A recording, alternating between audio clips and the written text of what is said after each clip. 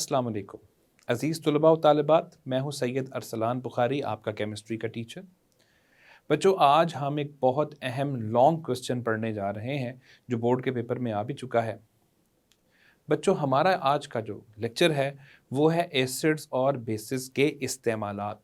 हम पढ़ेंगे कि एसिड्स जो हैं वो कहाँ पर इस्तेमाल होते हैं और बेसिस जो हैं वो कहाँ पर इस्तेमाल होते हैं। बच्चों, आपकी आसानी के लिए मैंने इस लेक्चर को दो हिस्सों में तकसीम किया है। पहला हिस्सा एसिड्स के इस्तेमालात के ऊपर और दूसरा हिस्सा बेसिस के इस्तेमालात पर है। तो चलें, वक्त नहीं ज़ाया करते, चलते हैं वाइट बोर्ड की तरफ और आपको बताते हैं कि एसिड्स कहाँ कहाँ इस्तेमाल होते हैं और बेसिस कहाँ कहाँ इस्तेमाल होते हैं।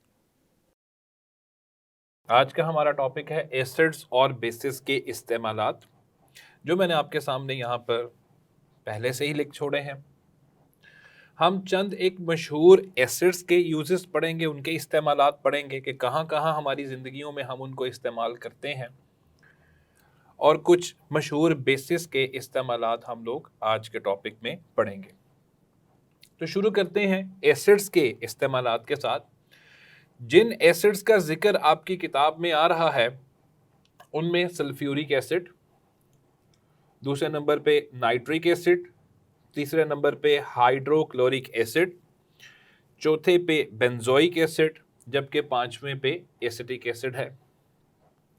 और जिन बेसिस का जिक्र आपकी बुक में है उनमें पहले नंबर पे sodium hydroxide, calcium hydroxide, potassium hydroxide, magnesium hydroxide, aluminium hydroxide और अमोनियम हाइड्रोक्साइड नाम की बेसिस आपकी बुक में मौजूद है। तो चलिए आगाज करते हैं एसिड्स के इस्तेमालात के साथ, और उसमें पहले नंबर पर आता है सल्फ्यूरिक एसिड। सल्फ्यूरिक एसिड जिसका फॉर्मूला है H2SO4। डियर स्टूडेंट्स, आपको फॉर्मूले जरूर पता होने चाहिए, क्योंकि फॉर्मूले अगर आपको नहीं पता तो आप केमिकल रिएक्शंस नहीं कर पाएंगे। तो सल्फ्यूरिक एसिड का फॉर्मूला है H2SO4। और सल्फ्यूरिक एसिड के बारे में केमिस्ट्री की जबान में सल्फ्यूरिक एसिड को किंग ऑफ केमिकल्स कहा जाता है। तो सल्फ्यूरिक एसिड को किंग ऑफ केमिकल्स का नाम दिया जाता है। डियर स्टूडेंट्स, यहां यह समझ लेना बहुत जरूरी है कि इसको किंग ऑफ केमिकल्स का नाम या खिताब क्यों दिया गया है।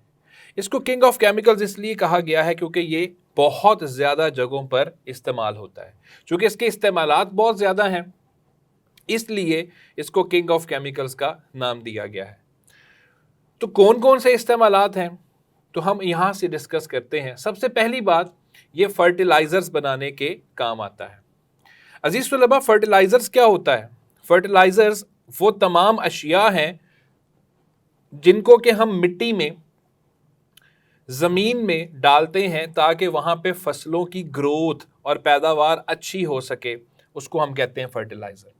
तो फर्टिलाइज़र्स असल में वो खादें हैं जो हम लोग अपने फसलों के अंदर इस्तेमाल करते हैं ताकि अच्छी फसल तैयार हो सके। अब कौन कौन से फर्टिलाइज़र्स हैं जो हम सल्फ्यूरिक एसिड के ज़रिए बना सकते हैं?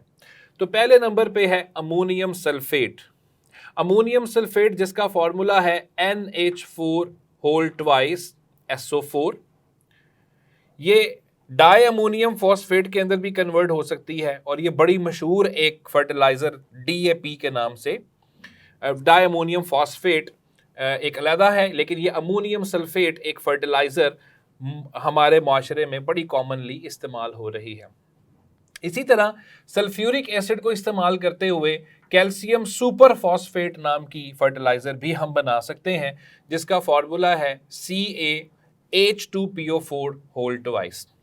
तो ये दो ऐसे फर्टिलाइज़र्स हैं जो बड़े ही मशहूर हैं, और इन फर्टिलाइज़र्स को बनाने के लिए हम सल्फ्यूरिक एसिड का इस्तेमाल इंडस्ट्रीज़ के अंदर करते हैं। दूसरे नंबर पे सल्फ्यूरिक एसिड कुछ मशहूर केमिकल्स बनाने के काम आता है। अजीज तलबा, वो कौन कौन से केमिकल्स हैं? ये एक बहुत लंबी चौड़ी लिस्ट है, बहुत ज़्यादा कसीर तादाद में ऐसे केमिकल्स हैं जिन केमिकल्स को सल्फ्यूरिक एसिड के ज़रिए हम बनाते हैं। लेकिन उसमें से मैंने एक आपके सामने जिसका जिक्र किया है वो है एल्युमिनियम सल्फेट नाम का एक सब्सटेंस। एल्यूमिनियम सल्फेट एक ऐसा केमिकल है जिसका फॉर्मूला है Al2SO4 3 और ये पेपर साजी के अंदर इस्तेमाल होता है। जो पेपर हम इस्तेमाल करते हैं, ये पेपर बनाने के लिए हमें एल्यूमिनियम सल्फेट जो है वो इस्तेमाल करना पड़ता है। और एल्यूमिनियम सल्फेट को पेपर इंडस्ट्री के अंदर हम पेपर पल्प के नाम से भी जानते हैं। तो पेपर पल्प जो है वो पेपर की कॉम्पोजिशन कह लीजिए, पेपर पल्प पेपर बनाने के लिए इस्तेमाल होता है और वो एल्यूमिनियम सल्फेट से बनता है। और एल्यूमिनियम सल्फेट को इंडस्ट्रीज में बनाने के लिए हमें सल्फ्यूरिक एसिड का इस्तेमाल करना पड़ता है। तीसरे नंबर पे धमाका खेज अशिया जिन्हें एक्सप्लोजिव्स कहा जाता है, उन एक्सप्लोजिव्स को बनाने के लिए भी हमें सल्फ्यूरिक एसिड की ज़रूरत पड़ती है। मैं ये नहीं कह रहा कि सारे एक्सप्लोजिव्स बनाने के लिए सल्फ्यूरिक एसिड की ज़रूरत पड़ती है, लेकिन बहुत सारे ऐसे धमाका खेज अशिया हैं जिनको बनाने के लिए हमें सल्फ्यूरिक एसिड का इस्तेमाल करना पड़ता है। चूँकि इसकी इंटेंसिटी बहुत तेज़ होती है, इसकी शिद्दत ज़्यादा होती है, इसलिए हम इसको इस्तेमाल करते हैं। इसी तरह पेंट्स के अंदर, चूँकि पेंट्स को बनाने के लिए हमें आमतौर पे एसिड की ज़रूरत पड़ती है, आमतौर पे सल्फ्यूरिक एसिड, और अगर सल्फ्यूरिक एसिड नहीं तो नाइट्रिक एसिड को पेंट्स बनाने के लिए इस्तेमाल किया जा सकता है। पेंट्स के बाद अद्वियात। अद्वियात का मतलब है कि फार्मास्यूटिकल्स। जो हमारी फार्मास्यूटिकल इंडस्ट्री है, उस फार्मास्यूटिकल इंडस्ट्री में सल्फ्यूरिक एसिड को हम इस्तेमाल करते हैं और इसका रिएक्शन करवा के हम अमूमन सॉल्ट्स बनाते हैं और उन सॉल्ट से फिर कुछ अद्वियात जो हैं वो बनती हैं। अजीज तलबा, इसका एक बहुत बड़ा इस्तेमाल आपके सामने लिखा हुआ है कि ये लेड स्टोरेज बैटरी के अंदर इस्तेमाल होता है। लेड स्टोरेज बैटरी, जिसका दूसरा नाम लेड अकुमुलेटर है, लेड स्टोरेज बैटरी में सल्फ्यूरिक एसिड का क्या काम है? याद रखिएगा कि ये लेड स्टोरेज बैटरी के अंदर एक इलेक्ट्रोलाइट के तौर पे काम करता है।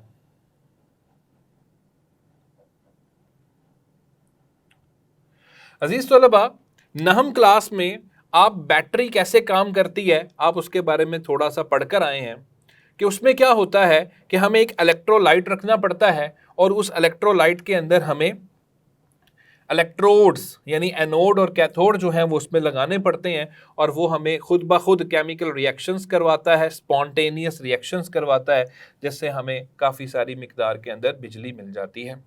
इसी तरह लेड स्टोरेज बैटरी भी बैटरी की ही एक किस्म है जिसमें इलेक्ट्रोलाइट तो सल्फ्यूरिक एसिड होता है और उसमें जो इलेक्ट्रोड्स हम इस्तेमाल करते हैं वो लेड के इस्तेमाल करते हैं और ये हमें बिजली पैदा करके देता है, बहुत मिन्यूट सी, बहुत छोटी क्वांटिटी में, लेकिन बहरहाल हम करंट प्रोड्यूस कर लेते हैं। तो लेड स्टोरेज बैटरी में इलेक्ट्रोलाइट के तौर पर सल्फ्यूरिक एसिड जो है वो इस्तेमाल होता है। तो ये तो थे वो तमाम के तमाम यूजेस जो सल्फ्यूरिक एसिड के आपकी बुक के अंदर पहले से लिखे हुए हैं, जिनकी मैंने सिर्फ आपको तफसील दी है। तो चलते हैं दो ऐसे इस्तेमालात की तरफ जो किताब में तो नहीं है लेकिन मैं समझता हूं कि स्टूडेंट्स को पता होने चाहिए। उसमें से पहला है मेटल्स की सफाई। इसे हम कहते हैं मेटल क्लीनिंग।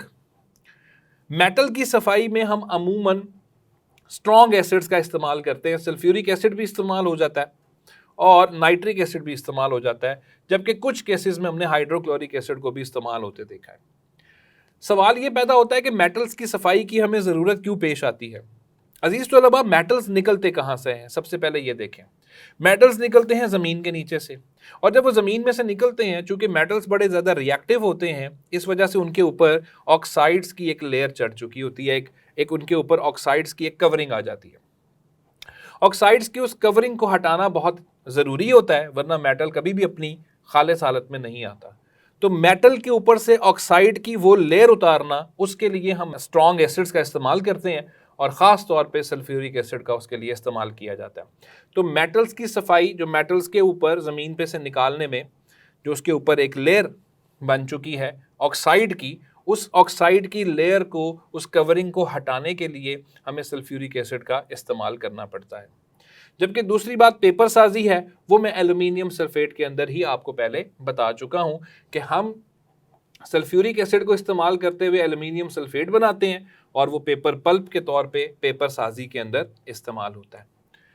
तो डियर स्टूडेंट्स, ये थे यूजेस सल्फ्यूरिक एसिड के, और आपने देख लिया कि इसके यूजेस बहुत ज़्यादा हैं और अभी बहुत सारे ऐसे यूजेस हैं जिनको यहाँ पर एक्सप्लेन नहीं किया गया, और इसके इतने ज़्यादा इस्तेमालात की वजह से ही इसको किंग ऑफ केमिकल्स का खिताब दिया जा चुका है। दूसरा एसिड जो हम डिस्कस करेंगे वो है nitric acid. Dear students, nitric acid का पहला यूज ये है कि ये भी एक बड़ा मशहूर फर्टिलाइजर जिसका नाम है अमोनियम नाइट्रेट, और उसका फॉर्मूला है NH4NO3।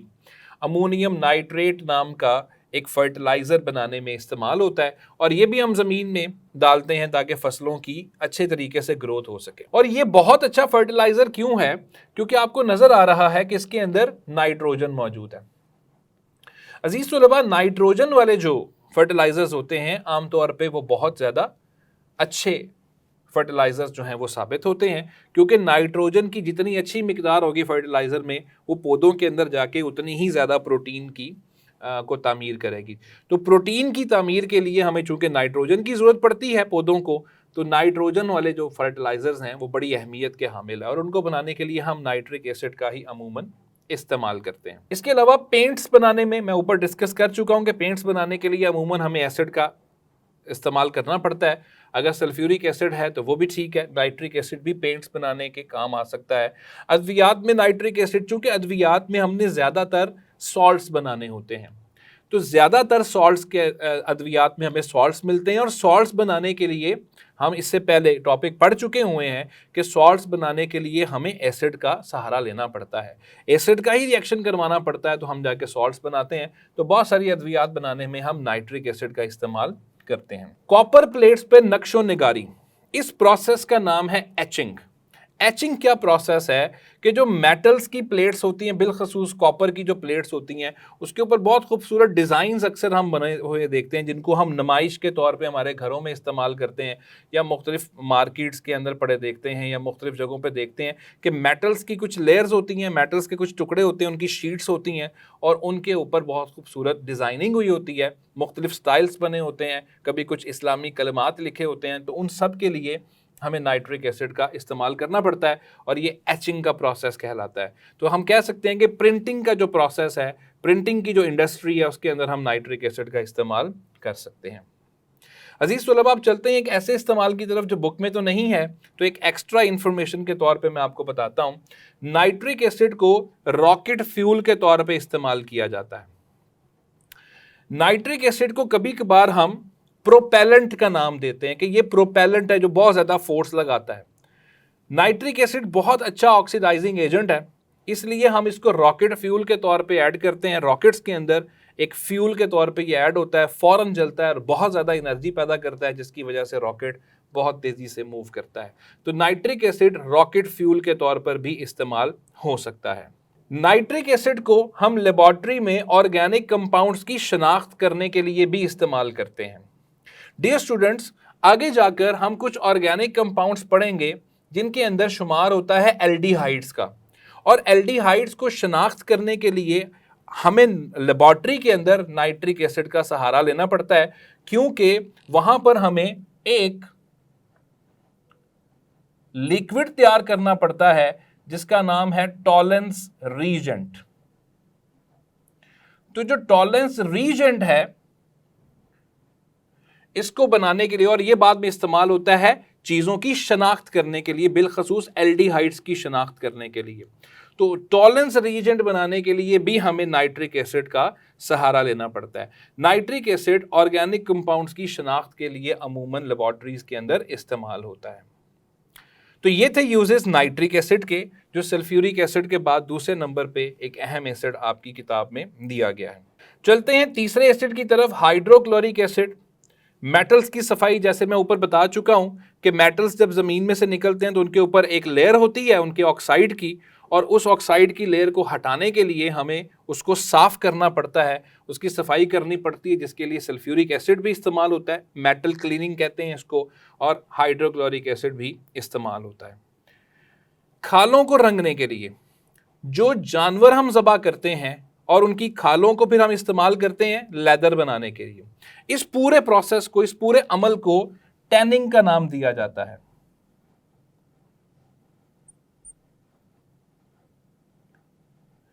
इस टैनिंग में क्या होता है कि जो जानवर है, मुर्दा जानवर, उनकी खालें उतार ली जाती हैं और उनकी खाल उतार के इंडस्ट्रीज में लेके जाते हैं, खास लेदर इंडस्ट्री जिसका नाम होता है टैनरी। टैनरी के अंदर उसको लेके जाते हैं, वहाँ टैनिंग का प्रोसेस चलता है। पहले उनकी खालों को साफ किया जाता है, फिर उनकी खालों को मुख्तलिफ रंग दिए जाते हैं। खालों को साफ करने में और मुख्तलिफ रंग देने में सल्फ्यूरिक एसिड और हाइड्रोक्लोरिक एसिड को कसरत से इस्तेमाल किया जाता है। तो हाइड्रोक्लोरिक एसिड को टैनिंग नाम के प्रोसेस में, यानी जानवरों की खालों से चमड़ा बनाना के जो पूरा प्रोसेस है उसके लिए इस्तेमाल किया जाता है। हाइड्रोक्लोरिक एसिड अमूमन प्रिंटिंग इंडस्ट्री के अंदर भी इस्तेमाल होता है, जैसे हमने नाइट्रिक एसिड का भी एक इस्तेमाल पढ़ा है। अब चलते हैं एक ऐसे इस्तेमाल की तरफ जो बुक में नहीं है। बहुत सारे अहम केमिकल्स हम हाइड्रोक्लोरिक एसिड के जरिए इस्तेमाल बना लेते हैं, लेबोरेटरी के अंदर भी बनाए जा सकते हैं, इंडस्ट्रीज में भी बनाए जाते हैं। अब कौन कौन से ऐसे अहम केमिकल्स हैं जिनको हम बना सकते हैं? तो अजीज तुलबा, मैं चंद एक केमिकल्स आपके सामने लिखता हूं। जिंक क्लोराइड नाम का एक सॉल्ट है। जिंक क्लोराइड बहुत सारी अद्वियात बनाने में इस्तेमाल होता है, तो जिंक क्लोराइड को हम हाइड्रोक्लोरिक एसिड के जरिए पैदा कर सकते हैं। इसी तरह मैग्नीशियम क्लोराइड MgCl2 जिसका फॉर्मूला है, वो भी अहम साबित हो सकता है जब कभी भी हम हाइड्रोक्लोरिक एसिड के इस्तेमालात को पढ़ते हैं। तो ये भी एक बहुत अहम यूज है, इस्तेमाल है हाइड्रोक्लोरिक एसिड का। चलते हैं अगले एसिड पे, बेंजोइक एसिड। अजीज तलबा, ये खुराक को महफूज करने के लिए इस्तेमाल होता है। अक्सर आप देखते हैं कि जब आप जाके किसी डिपार्टमेंटल स्टोर से, किसी दुकान से प्रिजर्व्ड खाना खरीदते हैं, जिन्हें कैंड फूड कहा जाता है, जो अमूमन डब्बों में बंद होते हैं, उनके अंदर जो लिक्विड ऐड किया होता है ताकि वो महफूज रह सके खाना, उसके अंदर बेंजोइक एसिड बहुत ज़्यादा कसीर तादाद में होता है। मिसाल के तौर पे अमूमन हम अपने घरों में इस्तेमाल करने के लिए पाइनएप्पल के कैंस खरीदते हैं, उनके अंदर जो फ्लूइड होता है उसमें बेंजोइक एसिड मौजूद होता है। तो बेंजोइक एसिड को एक प्रिजर्वेटिव कहा जाता है। इसको प्रिजर्वेटिव इसलिए कहा जाता है क्योंकि ये खुराक को महफूज करता है। तो अगर ये खुराक को महफूज कर रहा है तो इसका मतलब है कि इसका जो ताल्लुक निकल रहा है वो फूड इंडस्ट्री के साथ निकल रहा है। यानी फूड इंडस्ट्री के अंदर बेंजोइक एसिड को हम कसीर तादाद में इस्तेमाल करते हैं। इसके अलावा अद्वियात साजी में, बहुत सारी अद्वियात बनाने में बेंजोइक एसिड का इस्तेमाल हम करते हैं। आप यहीं से हिंट ले सकते हैं कि अगर ये खुराक को महफूज कर रहा है तो हमारी खुराक अमूमन ख़राब किसकी वजह से होती है? हमारी खुराक अमूमन ख़राब होती है हवा में मौजूद बैक्टीरिया और फंगस की वजह से। तो जो बैक्टीरिया और फंगस यानी माइक्रो ऑर्गेनिजम्स हमारी फूड के अंदर होते हैं या हवा के अंदर होते हैं, वो हमारी फूड को, हमारी खुराक को अमूमन ख़राब कर देते हैं। चूँकि ये उनसे महफूज रखता है, इसका मतलब है कि ये उनको मारने की या उनको डीएक्टिवेट करने की सलाहियत रखता है। इसीलिए अमूमन जो अद्वियात बनाई जाती हैं बैक्टीरिया और फंगस वगैरह को मारने के लिए, उसमें हम बेंजोइक एसिड का इस्तेमाल करते हैं। मिसाल के तौर पे मैं आपको एक मिसाल दे देता हूं कि ऐसी ट्यूब्स हम मार्केट में इस्तेमाल करते हैं डॉक्टर की प्रिस्क्रिप्शन में कि किसी जगह पर अगर हमें फंगल इन्फेक्शन हुआ हो, जैसे कि एक बीमारी रिंग वर्म हुई होती है, तो उस पर जो हम ट्यूब इस्तेमाल करते हैं लगाने के लिए, वो ट्यूब बेंजोइक एसिड से मिलकर बनती है। तो बेंजोइक एसिड फंगस और बैक्टीरिया वगैरह को मारने की सलाहियत रखता है, इसलिए ये फूड इंडस्ट्री के साथ साथ अद्वियात साजी में भी इस्तेमाल होता है। अजीज तलबा, इनके साथ साथ हमें इनके फॉर्मूले पढ़ने हैं। नाइट्रिक एसिड हमने डिस्कस किया, उसका फॉर्मूला HNO3 है। इसके अलावा हाइड्रोक्लोरिक एसिड, उसका फॉर्मूला HCl है। इसके अलावा बेंजोइक एसिड का फॉर्मूला C6H5COOH है। और अब चलते हैं एसिड्स वाले टॉपिक में आखिरी पार्ट पे, एसिटिक एसिड जिसका फॉर्मूला है CH3COOH। Dear students, acetic acid vinegar का पार्ट है और ये विनेगर सिरका हमारे घरों में अमूमन पाया जाता है। और आपने अपने घरों की प्रैक्टिस भी देखी होगी कि बहुत सारी चीज़ों को हम सिरके में डिप करके रख देते हैं और वो काफ़ी अरसे तक ख़राब नहीं होती। इसका मतलब है ये भी एक फूड प्रिजर्वेटिव के तौर पर इस्तेमाल हो सकता है। तो इसीलिए हमने यहाँ पे लिखा हुआ है कि खुराक को महफूज करने के लिए एसिटिक एसिड अमूमन इस्तेमाल होता है। इसी तरह खुराक को खुश जायका बनाने के लिए बहुत सारी ऐसी डिशेस हैं जिसको बनाने के लिए विनेगर यानी एसिटिक एसिड का हम घरों में इस्तेमाल करते हैं। वो खुराक को खुश जायका कर देता है और अमूमन गोश्त वगैरह के अंदर हम इसको ऐड करते हैं ताकि गोश्त जो है वो नरम भी हो जाए और उसके अंदर मौजूद जो बैक्टीरिया और इधर उधर की जो बाकी चीज़ें हैं वो डिस्ट्रॉय हो जाएं। तो ना सिर्फ ये खुराक को खुश जायका बनाता है बल्कि ये खुराक को महफूज भी करता है। इसके अलावा भेड़ के काटने का इलाज भी है। डियर स्टूडेंट्स, आपने अपने इर्द गिर्द बहुत सारे भेड़ उड़ते हुए देखे होंगे जो अमूमन शहद की मक्खी की तरह दिखाई देते हैं, लेकिन अलग कैटेगरी से इनका ताल्लुक है। ये येलोइश से कलर के, डार्क येलो कलर के, शहद की मक्खी की तरह के नजर आने वाले इंसेक्ट्स हैं और ये जब हमें काटते हैं तो इनके काटने से इनका जो भेड़ होता है इसके अंदर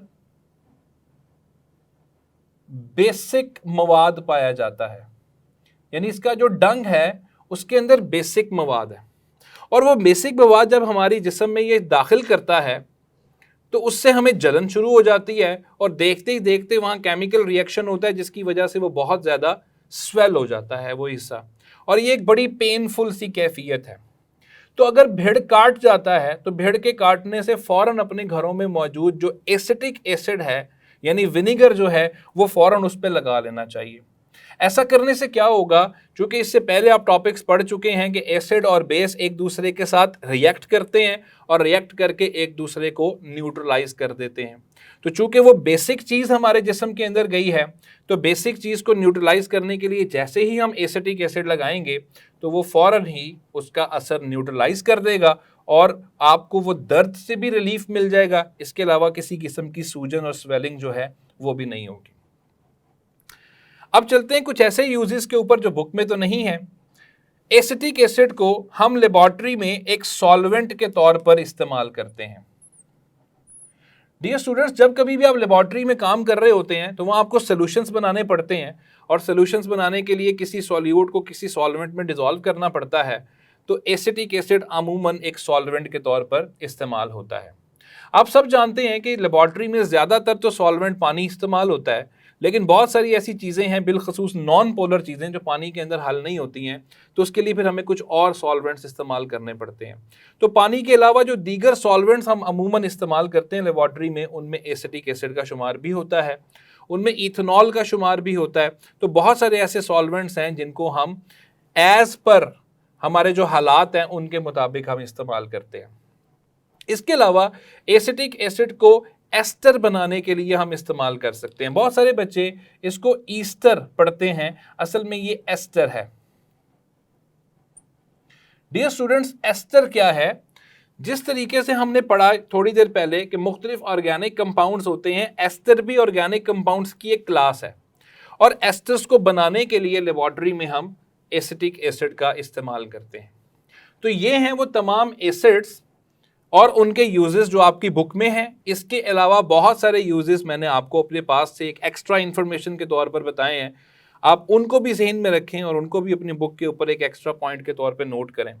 और इस टॉपिक के दरमियान ही मैं आपको बताता चलूँ कि एसिड्स के यूजेस और बेसिस के यूजेस बोर्ड में लॉन्ग क्वेश्चन के तौर पर आ चुके हैं, तो इसको लॉन्ग क्वेश्चन के तौर पे प्रिपेयर करें। एसिड्स के इस्तेमालात एक अलग लॉन्ग क्वेश्चन बन सकता है और बेसिस के इस्तेमालात एक अलग लॉन्ग क्वेश्चन बन सकता है।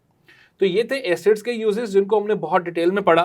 अब चलते हैं बेसिस के यूजेस की तरफ। बेसिस के कौन कौन से इस्तेमालात हो सकते हैं? तो सबसे पहले सोडियम हाइड्रोक्साइड। सोडियम हाइड्रोक्साइड जिसका फॉर्मूला है NaOH, और हमने कई एक दफ़ा इससे पहले लेक्चर्स में डिस्कस कर लिया है कि इसको कास्टिक सोडा भी कहा जाता है। तो चूंकि डियर स्टूडेंट्स इसके साथ कास्टिक का लफ्ज आ रहा है तो इसका मतलब है ये बहुत तेज किस्म की बेस होगी। अब कास्टिक सोडा यानी सोडियम हाइड्रोक्साइड का सबसे बड़ा इस्तेमाल क्या है कि ये साबुन और डिटर्जेंट्स वगैरह बनाने के काम आता है। साबुन बनाना, इस टर्म को हम स्पोनिफिकेशन का नाम देते हैं। तो ये स्पोनिफिकेशन की जो टर्म है ये साबुन बनाने के लिए हम इस्तेमाल करते हैं। साबुन बनाने का पूरा अमल सपोनिफिकेशन कहलाता है। और सिर्फ साबुन नहीं, किसी भी किस्म का डिटर्जेंट बनाने का अमल सपोनिफिकेशन कहलाता है। और सपोनिफिकेशन के लिए हमें सोडियम हाइड्रोक्साइड जैसी एक बेस का इस्तेमाल करना पड़ता है। सोडियम हाइड्रोक्साइड भी इस मकसद के लिए इस्तेमाल हो सकती है, पोटेशियम हाइड्रोक्साइड भी इस्तेमाल हो सकती है, लेकिन चूंकि सोडियम हाइड्रोक्साइड कसीर तादाद में हमें मिल जाती है, इसलिए हम अमूमन इसको इस्तेमाल करते हैं। तो आप अंदाज़ा कर सकते हैं कि सोडियम हाइड्रोक्साइड का ये एक इस्तेमाल जो आपकी बुक में लिखा हुआ है, यही इसका सबसे बड़ा इस्तेमाल है। दुनिया का कोई ऐसा मुल्क नहीं होगा कि जहाँ पे साबुन बनाने की फैक्ट्री ना हो। हर मुल्क में साबुन बनाने की फैक्ट्रीज मौजूद हैं और वहाँ पे कास्टिक सोडा यानी सोडियम हाइड्रोक्साइड का इस्तेमाल बहुत ज़्यादा हो रहा है। इसके अलावा इसको एक क्लीनिंग एजेंट के तौर पे भी यूज़ किया जाता है। डियर स्टूडेंट्स, ये जो बेस हम पढ़ेंगे सोडियम हाइड्रोक्साइड और जो हम यहाँ पढ़ेंगे पोटेशियम हाइड्रोक्साइड, क्योंकि इनका मैं पहले ही बता चुका हूं कि ये कास्टिक हैं। कास्टिक का मतलब है ये क्रोसिव हैं, ये बहुत तेज एक्शन रखते हैं, तो इनको क्लीनिंग एजेंट के तौर पे इस्तेमाल किया जाता है। अमूमन रेफ्रिजरेटर्स को साफ करने के लिए, अमूमन ओवन्स को साफ करने के लिए, इंडस्ट्रीज के अंदर जो बड़े बड़े बॉयलर्स लगे होते हैं उनको साफ करने के लिए क्लीनिंग एजेंट के तौर पे सोडियम हाइड्रोक्साइड को इस्तेमाल किया जाता है। इसको जैसे ही हम पानी के अंदर डालते हैं, ये बड़ा एक ज़बरदस्त किस्म का तेज़ एक सोल्यूशन बनाता है, बहुत करोसिव सा सोल्यूशन बनता है और उसके ज़रिए चीज़ों की सफाई कर ली जाती है। तो ये क्लीनिंग एजेंट के तौर पर भी इस्तेमाल होता है। दूसरी बेस पे चलते हैं, वो है कैल्शियम हाइड्रोक्साइड। कैल्शियम हाइड्रोक्साइड का पहला इस्तेमाल जो मैंने लिखा हुआ है वो है ब्लीचिंग पाउडर की तैयारी। डियर स्टूडेंट्स, ब्लीचिंग पाउडर क्या है? ब्लीचिंग पाउडर का फॉर्मूला है CaClOCl, जबकि इसका केमिकल नेम है कैल्शियम ऑक्सीक्लोराइड। इसको कैल्शियम ऑक्सीक्लोराइड जो है कहा जाता है। ये कैल्शियम ऑक्सीक्लोराइड बाद में ब्लीचिंग और इस तरह की चीज़ें बनाने के लिए इस्तेमाल होता है और इस ब्लीचिंग पाउडर को बनाने के लिए हमें कैल्शियम हाइड्रो ऑक्साइड का इस्तेमाल करना पड़ता है। इसका दूसरा इस्तेमाल है हार्ड वाटर को सॉफ्ट करना। डियर स्टूडेंट्स, ये हार्ड वाटर क्या है और सॉफ्ट वाटर क्या है? हार्ड वाटर ऐसे पानी को कहा जाता है जिसके अंदर नमकियात की मिकदार ज्यादा हो। जिस पानी के अंदर नमकियात की मिकदार आम पानी की निस्बत ज्यादा हो उसको हार्ड वाटर कहा जाता है। बहुत सारे स्टूडेंट सोचेंगे कि शायद समंदर का पानी हार्ड वाटर है, उसके अंदर बहुत सारा हार्ड वाटर होता है, लेकिन हम ये नहीं कह सकते कि वो प्रॉपर एक हार्ड वाटर है। या बहुत सारे बच्चे ये सोचेंगे कि जब हम अपने घरों में पानी के अंदर 2 चम्मच नमक के डिज़ोल्व कर लेंगे तो शायद वो हार्ड वाटर हो जाएगा। हार्ड वाटर के लिए कुछ ख़ास किस्म के सॉल्ट्स, कुछ ख़ास किस्म के नमकियात होते हैं, वो इंशाल्लाह हम लोग अगले टॉपिक्स के अंदर, अगले चैप्टर्स में जाके पढ़ेंगे। पूरी डिटेल्ड वीडियो इंशाल्लाह सेकेंड लास्ट चैप्टर में आपकी बुक के सॉफ्ट एंड हार्ड वाटर मौजूद है, वहाँ पे पूरी डिटेल में हम उसको स्टडी करेंगे। अभी के लिए आप सिर्फ ये ज़हन में रखें कि ऐसा पानी जिसमें नमकियात की मिकदार आम पानी की निस्बत ज़्यादा हो जाती है उसको हार्ड वाटर कहते हैं। और हार्ड वाटर का नुकसान क्या है? पीने के एतबार से इसके कोई बहुत सीरियस किस्म के नुकसानात नहीं है, अलबत्ता इसका सबसे बड़ा नुकसान ये है कि अगर हम इसको हमारे घरों में इस्तेमाल कर रहे हैं तो ये साबुन की, डिटर्जेंट की बहुत ज़्यादा मिकदार इस्तेमाल कर जाता है, क्योंकि ये ज़्यादा अच्छे तरीके से साबुन को अपने अंदर डिज़ोल्व नहीं करता। तो साबुन और डिटर्जेंट जो होता है वो इसके अंदर ज़ाया होता है, आप कह लीजिए। तो हार्ड वाटर अगर बन जाए तो हार्ड वाटर को सॉफ्ट में कन्वर्ट करना है, उसके लिए हम कैल्शियम हाइड्रोक्साइड का इस्तेमाल करते हैं। यानी हम क्या करेंगे, हमें समझ लगेगी कि फलां जगह पे एक पानी का सैंपल पड़ा हुआ है, ये हार्ड वाटर है, इसमें नमकियात बहुत ज़्यादा हैं, तो उन नमकियात को ख़त्म करने के लिए हम कैल्शियम हाइड्रोक्साइड नाम की बेस जो है वो इस्तेमाल करेंगे। और कैल्शियम हाइड्रोक्साइड वो बेस है जिसका फार्मूला CaOH है। तो ये इसका दूसरा इस्तेमाल है कि हार्ड वाटर को सॉफ्ट वाटर के अंदर तब्दील करता है। तीसरा इसका इस्तेमाल बहुत अहम है। इसका ताल्लुक, तीसरा जो इस्तेमाल है वो हमें नज़र आ रहा है कि इसका ताल्लुक निकलता है एसिड रेन के साथ। इस लफ्ज को आप एसिड रेन के तौर पे पढ़ देंगे। अब एसिड रेन क्या है? डियर स्टूडेंट्स, आपको पता है कि जितनी ज्यादा पोल्यूशन क्रिएट होती है हमारी एयर के अंदर, अब जितनी भी इंडस्ट्रीज हैं या पेट्रोल जलता है या डीजल जलता है या हम लोग घरों में बहुत ज़्यादा कंबस्टन करते हैं या जंगलात में आग लगती है, तो इंडस्ट्रीज वगैरह और इन सारी चीज़ों के नतीजे में कुछ गैसेस पैदा होती हैं और वो गैसेस जो हैं वो फिर ऊपर हवा में जाती हैं, हमारी एयर के अंदर मिक्स हो जाती हैं। अब उन गैसेस में कौन कौन सी गैसेस होती हैं? उनके अंदर कार्बन डाइऑक्साइड होती है, उनके अंदर नाइट्रोजन डाइऑक्साइड होती है, उसमें सल्फर डाइऑक्साइड होती है। तो ये 3 गैसेस मैं आपके सामने उनके फॉर्मूले लिख देता हूं। उनमें कार्बन डाइऑक्साइड होती है, सल्फर डाइऑक्साइड होती है और नाइट्रोजन डाइऑक्साइड होती है। डियर स्टूडेंट्स, ये जो मैंने 3 चीजें आपके सामने लिखी हैं, आप समझ सकते हैं कि ये तीनों ही एसिडिक चीजें हैं। ये तीनों ही एसिडिक चीजें हैं, क्योंकि जब कभी भी ये पानी में हल होंगी तो ये अपने अपने एसिड्स बनाएंगे। मिसाल के तौर पे कार्बन डाइऑक्साइड जब पानी में हल होता है तो ये कार्बोनिक एसिड नाम का एसिड बनाता है। सल्फर डाइऑक्साइड जब हल होता है तो ये सल्फ्यूरस एसिड नाम का एसिड बनाता है। तो ये तीनों ही चीजें एसिड्स हैं, यानी इनकी जो नेचर है वो एसिडिक है। अब जब ये हवा के अंदर मुख्तलिफ इंडस्ट्रीज में से जा चुके हैं और हवा में मिक्स हो गए हैं और उन पर बारिश का पानी पड़ता है, तो जब पानी इनमें आएगा तो ये तीनों ही अपने अपने एसिड्स के अंदर कन्वर्ट हो जाएंगे। और अब वो जो बारिश का पानी नीचे आ रहा है वो कोई आम पानी नहीं है, बल्कि वो एसिड से मिला हुआ पानी नीचे आ रहा है, यानी वो तेजाबियत वाला पानी होगा, तभी उसकी जो पीएच होती है वो अमूमन 7 से कम होती है। वरना इससे पहले हमने टॉपिक्स पढ़े हैं कि अगर पानी आप लेते हैं तो पानी की पीएच तो न्यूट्रल है 7। तो जो एसिड रेन हो रही होती है उसकी जो पीएच होती है वो 4.5, 4.5, 4.8, 5, ये रेंज उसकी पीएच की होती है, यानी पीएच कम हो चुकी होती है 7 से, जिससे पता चलता है कि उस पानी के अंदर, उस बारिश के पानी के अंदर एसिड शामिल हो चुका है। ऐसी बारिश को डियर स्टूडेंट्स एसिड रेन या एसिडिक रेन कहा जाता है। अब इस एसिड रेन के असरात क्या होंगे? इसके असरात बहुत ज़्यादा हैं, बिल्डिंग्स को नुकसान करना, ये करना, लेकिन एक बहुत बड़ा नुकसान क्या है कि जब कभी भी ये एसिड रेन आपकी ज़मीन में जाएगी, यानी बिलखसूस मिट्टी में जाएगी, और कौन सी मिट्टी? ज़रखेज़ मिट्टी में जाएगी, तो ये वहाँ जाके, चूँकि एसिड जा रहे हैं, तो एसिड जाने की वजह से जो मिट्टी की पीएच है वो ख़राब हो जाएगी। और जब मिट्टी की पीएच खराब होगी तो वहां पे उगने वाली जो फसल है वो खुद ब खुद मुतासिर हो जाएगी। क्यों? उसकी क्या वजह है? उसकी वजह यह है कि प्लांट्स के अंदर जो ग्रोथ हो रही होती है वो एंजाइम्स की वजह से हो रही होती है, और एंजाइम्स एक खास पीएच पे काम करते हैं। अगर वहां पर मिट्टी की पीएच तब्दील होती है तो मिट्टी की पीएच तब्दील होने की वजह से वहां के जो प्लांट्स हैं उनकी जो ग्रोथ है, उनकी पैदावार है, उनकी बढ़ोतरी है, वो सारी की सारी मुतासिर हो जाती है। ऐसे में हम क्या करते हैं?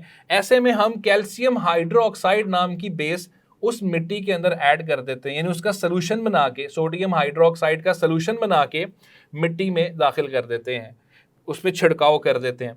तो जैसे ही ये कैल्शियम हाइड्रोक्साइड उस मिट्टी में जाती है जिसके अंदर एसिड्स मौजूद थे, वो उसे न्यूट्रलाइज कर देती है, और न्यूट्रलाइज करके एसिड का इफेक्ट जो है उसे जीरो कर देती है, उसे खत्म कर देती है, यानी अंदर सॉल्ट्स बन जाते हैं, पीएच नॉर्मल अपनी वापस उस जगह पे चली जाती है। तो मिट्टी की पीएच जो एसिड रेन की वजह से खराब हुई है, उस पीएच को ठीक करने के लिए हम कैल्शियम हाइड्रोक्साइड नाम की बेस का सलूशन वहां पे इस्तेमाल करते हैं। इसी तरह झीलों में जो पैदा होने वाली एसिडिटी है, जाहिर है आप समझ सकते हैं कि जो एसिड रेन आ रही है वो सिर्फ मिट्टी में तो नहीं जा रही, वो तो बहती हुई वो सारा पानी झीलों में जाएगा, दरियाओं में जाएगा। तो झीलों वगैरह के अंदर जिसमें मछलियां वगैरह रह रही हैं, उनकी एसिडिटी जो है वो ख़राब हो जाएगी, और जब एसिडिटी ख़राब होगी तो उसकी वजह से फिशेस, जो वहाँ पे मछलियां रह रही हैं, उनकी जान का सर्वाइवल का मुश्किल में पड़ जाएगा। तो उसमें भी हम कैल्शियम हाइड्रोक्साइड ऐड करेंगे ताकि वहाँ पैदा होने वाली जो एसिडिटी है उसके असर को ज़ाइल किया जाए और उसको ख़त्म किया जाए। तो ये तो वो यूजेस थे जो कैल्शियम हाइड्रोक्साइड के आपकी बुक में मौजूद हैं। इसके अलावा जो 2 यूजेस मैं आपको बता रहा हूँ कि शुगर इंडस्ट्री के अंदर भी कैल्शियम हाइड्रोक्साइड इस्तेमाल होता है। चूंकि हमारे यहाँ पे जो चीनी वगैरह बनती है वो सारी गन्ने के रस से बनती है, तो गन्ने के रस के अंदर कैल्शियम हाइड्रोक्साइड शामिल करना पड़ता है ताकि उसकी सफाई की जा सके। तो शुगर इंडस्ट्री में, और चूंकि शुगर इंडस्ट्री फूड इंडस्ट्री के अंदर आती है, तो हम कह सकते हैं कि कैल्शियम हाइड्रोक्साइड फूड इंडस्ट्री के अंदर भी इस्तेमाल हो रहा है। चलते हैं अगली किस्म के ऊपर, वो है पोटेशियम हाइड्रोक्साइड। पोटेशियम हाइड्रोक्साइड का फॉर्मूला है KOH। डियर स्टूडेंट्स, ये अल्कलाइन बैटरीज में इस्तेमाल होता है। अब ये अल्कलाइन बैटरीज कौन सी हैं? ये अल्कलाइन बैटरीज अमूमन हमारे यहाँ पे जो सेल्स इस्तेमाल होते हैं उनके अंदर ये इस्तेमाल होता है, जो हमारे घरों में भी बैटरीज इस्तेमाल हो रही हैं। और अल्कलाइन बैटरी में ये बतौर इलेक्ट्रोलाइट इस्तेमाल होता है।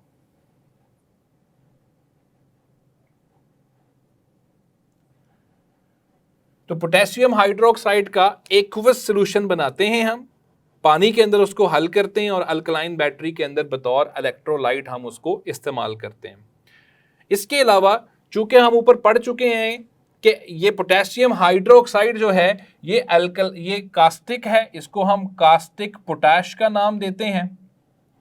तो चूंकि ये भी कास्टिक है, कास्टिक का मतलब है कि ये भी करोसिव है, तो इसको भी पानी में हल करके हम एक क्लीनिंग एजेंट के तौर पे इस्तेमाल कर सकते हैं। जिस तरह हमने सोडियम हाइड्रोक्साइड के बारे में पढ़ा, तो ये भी एक क्लीनिंग एजेंट के तौर पर इस्तेमाल होता है। चलते हैं मैग्नीशियम हाइड्रोक्साइड पे। मैग्नीशियम हाइड्रोक्साइड का फॉर्मूला है MgOH होल ट्वाइस। अजीज तुलबा, मैग्नीशियम हाइड्रोक्साइड हम सबके घरों में कहीं ना कहीं उसका कुछ इस्तेमाल हो रहा होता है, लेकिन हमें पता नहीं होता। इसका इस्तेमाल मैदे की तेजाबियत को कम करना है। चूंकि हमारे मैदे के अंदर हाइड्रोक्लोरिक एसिड तकरीबन रोजाना ही नया पैदा होता है, और वो हाइड्रोक्लोरिक एसिड खुराक को हजम करने के अंदर अपना किरदार अदा करता है। जब कभी भी हम ज्यादा एसिडिटी वाली चीजें इस्तेमाल करते हैं, जिसके अंदर हमारी खुराक में ज्यादा एसिड वाली अशिया शामिल हो जाएं, तो वहां पर एसिड की तादाद बढ़ जाती है, जिसकी वजह से उसकी पीएच और डाउन हो जाती है। पीएच डाउन होने की वजह से हम कहते हैं कि मैदे में तेजाबियत पैदा हो गई है। तो मैदे की तेजाबियत को ख़त्म करने के लिए मैग्नीशियम हाइड्रोक्साइड का इस्तेमाल किया जाता है। इसका इस्तेमाल सॉल्यूशन की फॉर्म में भी होता है, इसका इस्तेमाल टैबलेट्स की फॉर्म में भी होता है। तो इसका इस्तेमाल टैबलेट्स की फॉर्म में भी होता है, यानी गोलियां भी इसकी मिल जाती हैं, और आम तौर पे ये सॉल्यूशन के तौर पर इस्तेमाल होता है। इसके अलावा शहद की मक्खी के डंग का इलाज है। जिस तरह हमने यहाँ पढ़ा कि भेड़ का जो डंग होता है वो बेसिक मवाद के ऊपर बेस करता है, इसी तरह शहद की मक्खी का जो डंग होता है वो एसिडिक होता है। तो अगर वो एसिडिक होता है, उसके अंदर एसिड होता है, तो अगर इंसान को वो काट जाए तो उसके असर को ज़ाइल करने के लिए, उसको न्यूट्रलाइज करने के लिए हमें ऊपर कोई ना कोई बेस लगानी पड़ती है। तो मैग्नीशियम हाइड्रोक्साइड जो है वो उसको हम अमूमन उसके लिए इस्तेमाल कर सकते हैं। तो मैग्नीशियम हाइड्रोक्साइड का ये एक और इस्तेमाल आपकी बुक के अंदर मौजूद। अब चलते हैं वो यूज जो आपकी बुक में नहीं है, लेकिन मैं बता रहा हूँ वेस्ट वाटर ट्रीटमेंट में ये इस्तेमाल होता है। बहुत सारे शहरों में, पाकिस्तान के भी बहुत सारे शहरों में मुख्तलिफ जगहों पे वाटर ट्रीटमेंट प्लांट्स लगे हुए हैं, और उनमें पानी को साफ़ किया जाता है। वो पानी जो डिफरेंट मुख्तलिफ इंडस्ट्रीज़ में से होता हुआ आ रहा होता है, वहाँ वेस्ट वाटर ट्रीटमेंट लगा होता है, जिसके अंदर मैग्नीशियम हाइड्रोक्साइड का इस्तेमाल होता है। या आप बड़ी क्लासेस में जाके उसको डिटेल में स्टडी कर लीजिए। तो बच्चों, नेक्स्ट है एल्यूमिनियम हाइड्रोक्साइड। एल्यूमिनियम हाइड्रोक्साइड का फॉर्मूला है AlOH होल थ्राइस। इसका इस्तेमाल जो आपकी बुक में लिखा हुआ है वो ये है कि ये आग बुझाने वाले आलात में बतौर फॉर्मिंग एजेंट इस्तेमाल होता है। फॉर्मिंग एजेंट क्या है बच्चों? किसी भी जगह पर जब आग लगती है तो उसको बुझाने के लिए पानी डालना पड़ता है, पानी डाला जाता है। लेकिन एक लेटेस्ट टेक्नोलॉजी क्या है कि पानी के अंदर एल्यूमिनियम हाइड्रोक्साइड को डिसॉल्व कर दिया जाए, इससे ये एक झाग की तरह का सलूशन बन जाता है। तो वो जैसे ही हम आग पे स्प्रे करते हैं तो वो अपने वजन की वजह से तेज भड़कने वाली आग को भी बुझा देता है। तो ये फॉर्मिंग एजेंट के तौर पे आग बुझाने वाले आलात के अंदर इस्तेमाल होता है। अब इसका वो इस्तेमाल जो बुक में नहीं है कि ये मुख्तलिफ अद्वियात बनाने के लिए इस्तेमाल होता है। तो एल्यूमिनियम हाइड्रोक्साइड को मुख्तलिफ अद्वियात वगैरह बनाने के लिए हम इस्तेमाल करते हैं। डिटेल इंशाल्लाह बड़ी क्लासेस में जाके आप स्टडी करें। अमोनियम हाइड्रोक्साइड जिसका फॉर्मूला है NH4OH, इसे अमोनिया का सोल्यूशन भी कहा जाता है, यानी एक्वस सोल्यूशन ऑफ अमोनिया भी इसको कहते हैं। तो ये अमोनिया का असल में एक्वस सोल्यूशन है कि जब हम अमोनिया को पानी में हल कर देते हैं तो वो अमोनियम हाइड्रोक्साइड बनाता है। और इसका सबसे बड़ा इस्तेमाल क्या है, ये क्लीनिंग एजेंट के तौर पे इस्तेमाल होता है। ये कपड़ों वगैरह के ऊपर जो ग्रीस के और दीगर ऑयल के दाग लग चुके होते हैं उनको मिटाने के लिए अमोनियम हाइड्रोक्साइड जो है वो अमूमन इस्तेमाल होता है। तो घरों के अंदर तो हम इसको यूँ यूज़ कर सकते हैं कि अगर हमें लिक्विड अमोनिया यानी एक्वस सोल्यूशन ऑफ अमोनिया मिल जाता है तो कपड़ों पे हम लगा के जो दाग हैं ग्रीस और इधर उधर के जो दाग हैं उनको हम रिमूव कर सकते हैं अमोनियम हाइड्रोक्साइड की वजह से। जबकि फूड इंडस्ट्री के अंदर भी इसके इस्तेमालात निकलते हैं। अमोनिया का एक कार्बोनेट होता है, अमोनियम कार्बोनेट, वो इस्तेमाल होता है बेकिंग की चीज़ें बनाने में। तो ये फूड इंडस्ट्री के अंदर भी हम इसको इस्तेमाल करते हैं। तो डियर स्टूडेंट्स, ये था हमारा आज का टॉपिक जिसके अंदर हमने एसिड्स के यूजेस पढ़े हैं और बेसिस के यूजेस पढ़े हैं। तो जो आपकी यूजेस आपकी बुक में मौजूद हैं वो मैंने बहुत ज़्यादा डिटेल में आपको समझा दिए, जबकि बहुत सारे यूजेस इस तरह के बताए हैं जो अभी आपकी बुक में गिवन नहीं है, या ऐसे भी हैं जिनको लिख दिया गया लेकिन उनकी डिटेल नहीं है। कुछ कंपाउंड्स ऐसे लिख दिए गए कि जिनके फॉर्मूले नहीं है, तो मैंने सारे फॉर्मूले आपको बता दिए हैं। बहुत ज़्यादा डिटेल्ड लेक्चर है, इसको लॉन्ग क्वेश्चन के तौर पर प्रिपेयर कीजिएगा। इसकी रीडिंग समझकर बहुत ज़रूरी है। Thank you.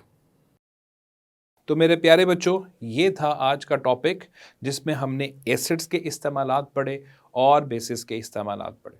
और इन इस्तेमालात को पढ़ते हुए हम एक नतीजा तो अखज़ कर सकते हैं कि हमारी ज़िंदगी में कोई शोबा ऐसा नहीं है जहाँ पर एसिड्स और बेसिस इस्तेमाल ना हो रहे हों।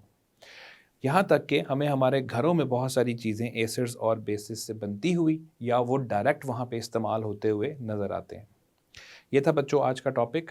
मैं उम्मीद करता हूँ कि आपको टॉपिक अच्छे अंदाज में समझ लग चुकी होगी। इंशाअल्लाह अगले लेक्चर में आपसे मुलाकात होती है। तब तक अपना ख्याल रखें। अल्लाह हाफिज़।